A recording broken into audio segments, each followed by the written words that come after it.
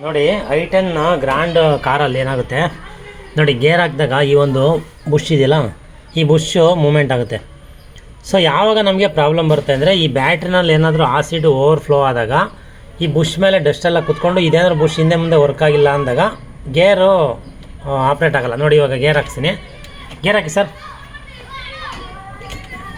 ನೋಡಿ ಅಲ್ಲಿ ಗೇರ್ ಹಾಕ್ಬೇಕಾದ್ರೆ ನೋಡಿ ಅದು ನೋಡಿ ಯಾವ ಥರ ಆಪ್ರೇಟ್ ಆಗುತ್ತೆ. ಸೊ ದಟ್ ಇದಕ್ಕೆ ಆಸಿಡ್ ಏನಾದರೂ ಬಿದ್ದು ಪ್ರಾಬ್ಲಮ್ ಆದರೆ ಗೇರು ವರ್ಕ್ ಆಗೋಲ್ಲ.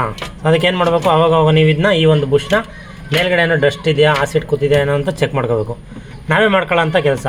Thank you. ನೋಡಿ ಈ ಒಂದು ಗೇರ್ ಕೇಬಲಲ್ಲಿ ನೋಡಿದ್ರೆ ಈ ಒಂದು ಸ್ಪ್ರಿಂಗ್ ಆ್ಯಕ್ಷನ್ ನೋಡಿ, ಅಬ್ಸರ್ವ್ ಮಾಡಿ. ನೋಡಿ ಆ ಥರ ಡಸ್ಟ್ ಕೂತ್ಕೊಂಡಾಗ ಏನಾಗುತ್ತೆ, ಅದು ಸ್ಪ್ರಿಂಗು ಮೇಲೆ ಮುಂದೆ ಬಂದುಬಿಡುತ್ತೆ ಆ ಬುಷ್ಷು. ಸೊ ಬುಷ್ ಮುಂದೆ ಬಂದಾಗ ಏನಾಗುತ್ತೆ, ಗೇರ್ಗೆ ಸಪೋರ್ಟ್ ಸಿಗೋಲ್ಲ. ನೀವು ಜನರಲ್ ಇನ್ಫಾರ್ಮೇಷನ್ ಅವೇರ್ನೆಸ್ ಕೊಡೋದ್ರಿಂದ ಒಂದು ಕಾರ್ಗಳ ಬಗ್ಗೆ ಕೆಲವೊಂದು ಕೊಡಿ ಸರ್ ಅಂದರು ಕೆಲವೊಬ್ಬರು ಸ್ನೇಹಿತರು. ಸೊ ಹಾಗಾಗಿ ಈ ವಿಡಿಯೋ